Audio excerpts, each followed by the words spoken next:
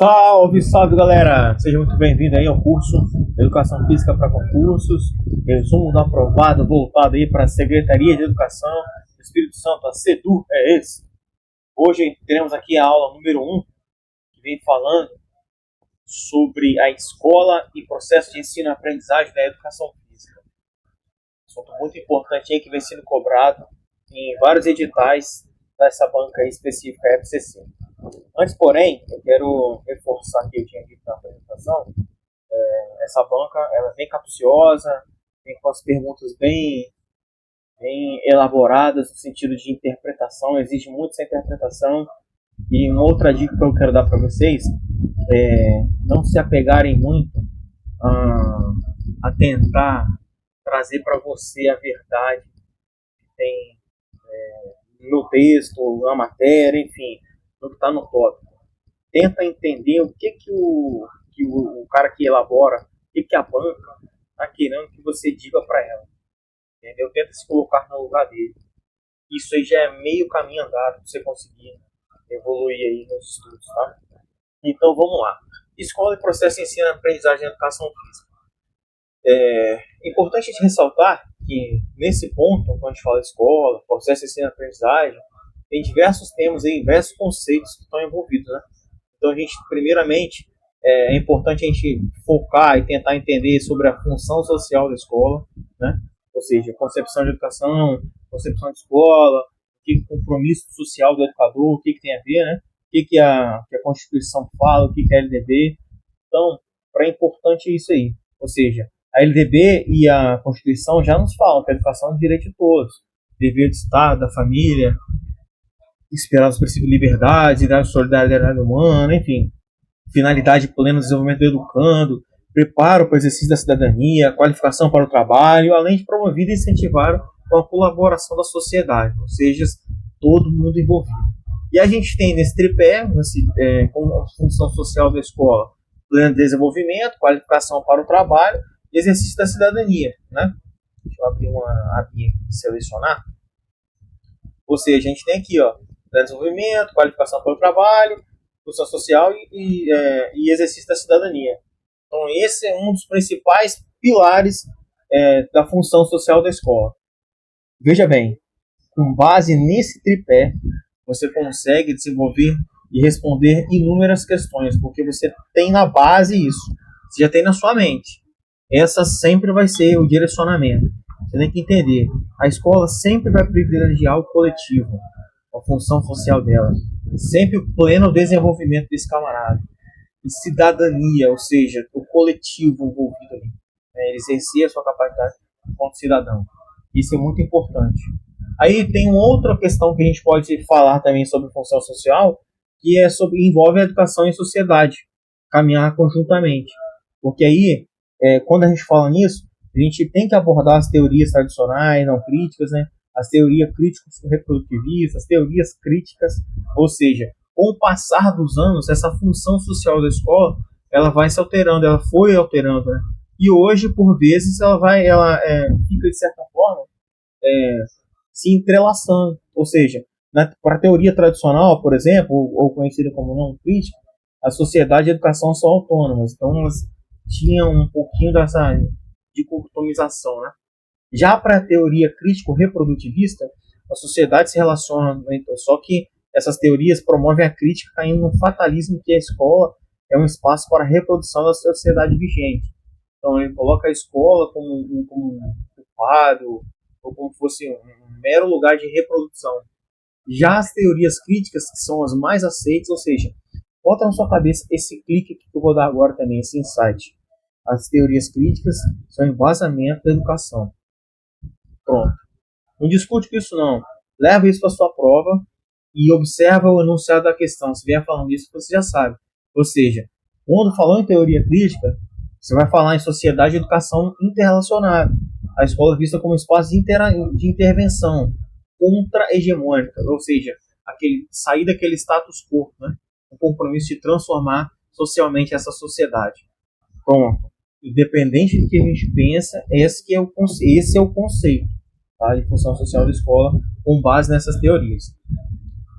Ainda no tema de função social da escola, a gente pode também reforçar que a escola, em determinado momento, ela presta um serviço de ideal de sociedade, atende necessidade individual, com foco em superar a desigualdade, e automaticamente transforma essa sociedade. E aí atrás o papel desse professor no processo de ensino com o objetivo de emancipar esse educando, esse aluno, percebendo esse indivíduo como ser social, capaz de se emancipar através do conhecimento. Você lembra aquela teoria crítico-emancipatória? O indivíduo se apropria da informação, ele conhece o esporte e a partir desse conhecimento ele se emancipa e modifica aquela realidade daquele esporte. Ele tem essa possibilidade. Por exemplo, num jogo de futebol, o aluno tem o direcionamento. Futebol você joga com o pé, tem que fazer gol naquela baliza, né? Enfim, a bola aqui do lado sai. E aí o indivíduo toma conhecimento a partir dele e pode recriar isso. E é isso que chamam de essa questão da emancipação, entendeu? Ou seja, trazendo isso para o mais amplo, a ideia é, através desse conhecimento, esse aluno ele absorve e através dele ele emancipa, ele cria uma nova perspectiva, ou seja, e essa perspectiva, que é crítica, né, é uma forma de desenvolver os indivíduos de forma integral, ou seja, outra palavra-chave, desenvolvimento integral. Aí tanto no aspecto físico, psicoafetivo, intelectual e cognitivo, ou seja, nas dimensões histórica, política, em todas as dimensões. Quando falar em formação integral, é um indivíduo como um todo, nunca ele de forma separada, entendeu? Vamos lá. Aí a gente consegue avançando nisso, entender, entrar na parte da função social da educação física escolar. Aí, ou seja, a gente já entendeu a função social da escola, que é emancipar esse indivíduo, promover esse conhecimento, formar ele de forma integral. E a educação física, dar um tratamento pedagógico desses temas à cultura corporal. E a nossa função, nossa profissão é que é a detentora da cultura corporal de movimento. E aí a gente tem que dar um tratamento pedagógico para esse tema, né? Reconhecendo como grande, carregado de significado, sentido, tudo construído de forma histórica, né? Com a cultura das pessoas envolvidas, né? O que cada um traz de si, tá? E aí, avançando, a gente tem o processo de ensino-aprendizagem de educação física que a gente precisa remontar lá no começo, né? Aquela construção histórica, quando a gente fala em cima construção histórica, a gente pode fazer um recorte ali, por exemplo, década de 70 e 80, onde ainda tinha aquele modelo piramidal, né? Lembra que isso cai muito em questões de prova? Exatamente esse termo, modelo piramidal, né? Com enfoque nos alunos mais habilidosos, em detrimento da exclusão dos demais alunos. Viu aí? Valorizar os mais habilidosos, deixar de lado os menos habilidosos. Ou seja, ao contrário do que prega uma educação de forma integral, né? A exclusão. Então, já começa a fazer esse link aí. Você precisa fazer esse link de qualquer forma, tem que entrar na sua cabeça esse sentido aí da educação física escolar. E aí, a partir da década de 80, a gente tem a crise da educação física, redemocratização do país, aquele movimento renovador que a gente sabe, né? Aqueles professores que saíram, foram para fora, fazer mestrado, doutorado e tudo. E aí, que tinha como único objetivo principal, vamos dizer assim, né? Contrapor aquele paradigma da aptidão física esportiva. Entendeu? Ponto. Mas eu não concordo com isso, que tem artigo. Veja bem, isso aqui é o que cai em prova. A banca vai cobrar dessa forma. Entendeu? Dessa forma, um dos principais objetivos do movimento renovador foi contrapor aquele status quo da foco na aptidão física, foco na aptidão esportiva, que a gente sabe dessas abordagens pedagógicas, tá? Importante também você revisar, mais à frente nas aulas, a gente vai estar falando sobre abordagens e tendências, porque as abordagens e tendências elas estão intrinsecamente ligadas ao processo de ensino-aprendizagem. Então, o tempo todo tem se utilizado as abordagens pedagógicas, o direcionamento, e isso é o tempo todo. Então, a gente costuma ver esses editais tudo solto, assim, mas na verdade, no final das contas, estão todos entrelaçados. Um tema está todo junto com o outro. Avançando nessa função social, a gente tem ainda a escola enquanto um serviço de ideal de sociedade, atendimento à necessidade individual, superação das desigualdades, entendeu?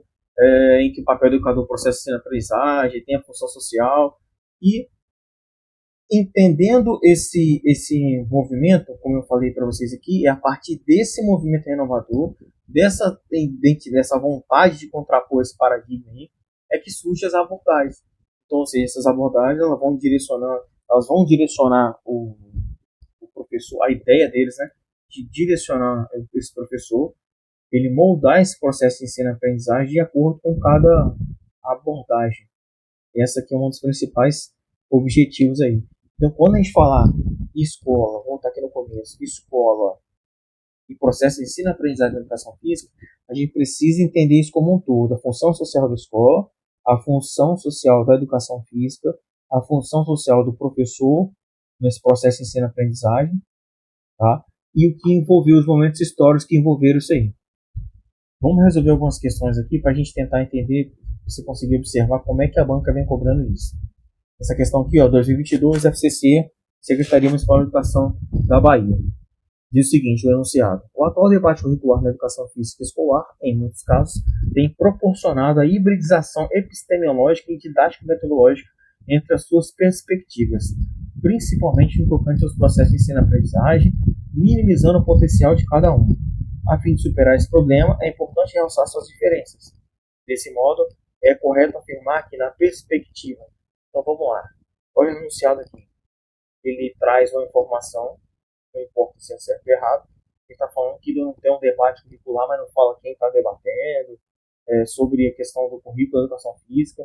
E aí fala que, em muitos casos, proporciona a hibridização epistemológica e didático-metodológica entre as suas perspectivas, principalmente no tocante, ou seja, a origem, como que esse debate surge, como que esse processo de ensino-aprendizagem, como que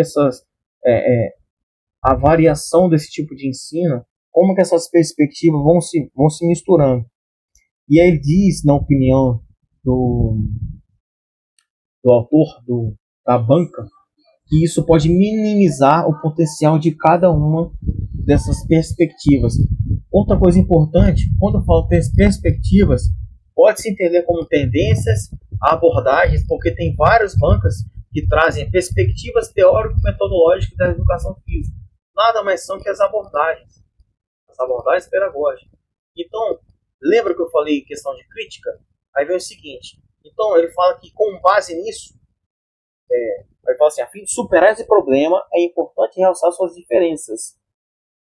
Então, ou seja, ele não quer que seja tratado tudo igual, mas de forma cada um no seu objetivo. Então, a letra A diz o seguinte, da saúde não há necessidade de submeter os alunos à avaliação, a fim de averiguar e fornecer informações sobre o nível de assimilação dos conhecimentos, habilidades que foram socializados no processo de ensino-aprendizagem. Não, né? Não tem nada a ver isso aí. Pelo contrário, esse aluno pode ser submetido à avaliação, até porque ele precisa averiguar. Lembra os processos de avaliação? Tem diagnóstico, formativa e qualitativa, né? Então a gente tem que avaliação diagnóstica, avaliação de informação e aquela avaliação final. Então a gente tem que ter, com base nos dados, que a gente consegue avançar, não é? A letra D fala o seguinte, desenvolvimentista, a perspectiva desenvolvimentista, um dos momentos das aulas é a promoção de reflexões críticas das formas de execução dos movimentos fundamentais que compõem as práticas da cultura corporal. Você lembra que a gente falou sobre emancipação ali no começo do texto? Não tem nada a ver, desenvolvimentista, o foco dela não é isso, né? Desenvolvimento motor. Ela não é, tem aquele foco das idades, 7 a 14 anos, enfim, não é? Então, não tem nenhum objetivo, assim, vamos dizer, principal da desenvolvimentista é promover reflexão crítica da forma de execução do movimento, né? No máximo, talvez, uma crítica emancipatória, se tivesse aqui algumas alternativas, então lembra, como eu falei? Então esse aqui também não. Quando ele fala na perspectiva psicomotora, o planejamento das aulas é linear, parte da realidade concreta dos estudantes, problematiza-se a execução da prática, busca-se o conhecimento científico para instrumentalizar os alunos, elabora-se coletivamente novas formas de execução e retorna-se à prática inicial, mediante reflexões que permitam a superação das condições iniciais. Essa aqui não é a psicomotora, é a crítico-emancipatória. Lembra que a partir ele recebe essa informação, se apropria, recria e a partir dali ele se emancipa. Então a gente tem como resposta certa que a perspectiva que seria pós-crítica ou cultural, onde os encaminhamentos didático-metodológicos são o mapeamento, a vivência, a leitura da prática tematizada, a ressignificação, a ampliação, o aprofundamento, a avaliação e o registro. Então leva isso para a sua prova. Quando você falar, vamos lá de novo, ó. Em educação, em escola, em processo de ensino, aprendizagem de educação física, a gente vai precisar entender a função social da escola, como pleno desenvolvimento desse aluno, com qualificação para o trabalho e exercício da cidadania. E com base nisso, nas teorias, a gente tem formação desse professor, professor com foco na formação integral desse aluno, e a perspectiva mais utilizada nesse quesito é a pós-crítica ou cultural, onde os encaminhamentos são de mapeamento, vivenciar e leitura da prática tematizada, ou seja, é entender o que está acontecendo, fazer durante a aula ali, fazer que não é a leitura de pegar o ato de olhar e ler e tudo, é leitura da prática, vivência, é percepção do que está acontecendo. Ressignificar, quando falei em emancipar, lembra? Ampliar esse conhecimento, aprofundar, ou seja, na pesquisa, avaliar para fazer a medição, a aferição, né? E registrar esses dados também. Tá? Teve uma questão bem complicada, né? Se você prestar atenção bem no enunciado, se você não ler direitinho, você se perde nele e acaba entendendo de outra forma. Né? Vamos avançar aqui mais uma questão. FCC, Minas Gerais, Prefeitura de Minas Gerais, 2012. A educação física para favorecer uma formação cidadã do aluno. Olha o foco, hein? Lembra que eu falei? A formação cidadania, função social da escola, requer que o processo de ensino-aprendizagem, em relação ao conhecimento dos alunos e ao contexto da cultura, seja orientado pelos seguintes princípios metodológicos. Você já sabe quais são os princípios, sabe? Então, a gente acabou de ler isso aí, cara. Então, vamos lá. Vou pular aqui, a letra A é a correta, mas vamos só dar uma avaliada aqui. Princípio metodológico voltado para a formação cidadã e que o processo de ensino-aprendizagem no contexto da cultura voltado para a formação integral. Para pensar. Ele considera as tendências culturais mais em voga no mundo. Reconhece e valoriza as experiências e conhecimentos prévios dos alunos. Isso sim. Mas consideração das tendências culturais mais em voga no mundo não quer dizer isso. Não é isso, né? Ele não precisa ser aquele Maria, vamos dizer, a Maria vai com as outras, o que está acontecendo lá, tem que copiar aqui, não. Ele tem que valorizar a experiência prévia dos alunos com a diversidade cultural. O foco na diversidade, né? E na educação inclusiva. Voltando aqui. C. Valorização das novas experiências a serem adquiridas em detrimento dos conhecimentos prévios. Aqui também já está errado. Por aqui a gente, né, consegue anular, deixar, cadê? Aqui, selecionar. Ó, nesse aqui a gente consegue ver também que não é, né? Olha lá. Detrimento do conhecimento prévio, pelo contrário, a gente quer focar na formação integral desse aluno. O que ele traz de bagagem? Lembra na questão anterior aqui? Mapeamento, leitura da prática tematizada, né? Então, isso aqui tem tudo a ver com o que esse aluno traz de bagagem. Item 2, a letra C, consideração da diversidade cultural como ponto de partida da educação inclusiva. Tá perfeito isso aqui, né? Só que como o item 1 está errado, então... Letra D, o item 1 faz o seguinte, consideração da diversidade cultural como ponto de partida da educação não inclusiva. Pelo contrário, né? Isso aqui chega a ser absurdo. É a educação inclusiva. Isso que é o foco. O item 2 fala da valorização das novas experiências a serem adquiridas, não considerando os conhecimentos prévios, também tudo errado. Né? Tem que considerar. Então, esse não aqui não existe. Por isso que a nossa resposta certa é a letra A. Olha só como é que essa questão aqui é uma revisão top também para você entender aí sobre educação física e processo de ensino-aprendizagem. Foco da formação cidadã do aluno, reconhecimento desse aluno como um ser integral, né? Ou seja, reconhece e valoriza sua experiência, conhecimento prévio que ele traz de bagagem, todo o contexto cultural onde ele está envolvido, a comunidade, por onde que ele já passou, considera a diversidade cultural, e aí a partir desse ponto de partida é que a gente tem essa educação inclusiva, porque você consegue observar, lembra? Se a gente tratar todo mundo igual, a gente vai promover a desigualdade. Então, esse é um dos pontos, de não brigar com a banca, entendeu? Tem mais questões essa para você treinar no nosso módulo lá embaixo, já está disponível aí, lá no final na aula bônus, que é o PDF com as questões. Mas com essas duas questões, com essa base que a gente já passou aqui, a gente consegue praticamente acertar qualquer questão que venha falando sobre escola e processo de ensino-aprendizagem de educação física. A gente já tem a base do conhecimento, né?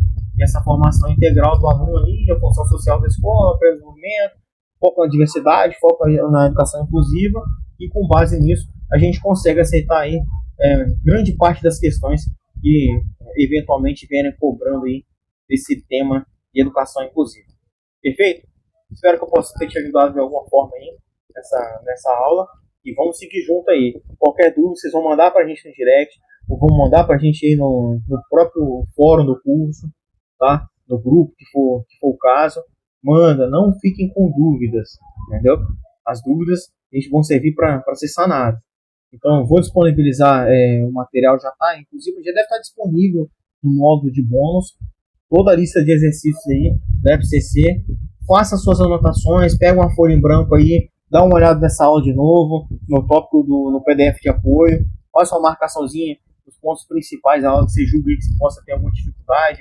Tenta formular alguma pergunta na cabeça quando você estiver fazendo a leitura dessa aula aí, e ou observando ou ouvindo também, que eu tenho certeza que isso aí vai ser de grande valia para você. Beleza, pessoal? Forte abraço aí e até a próxima aula, hein?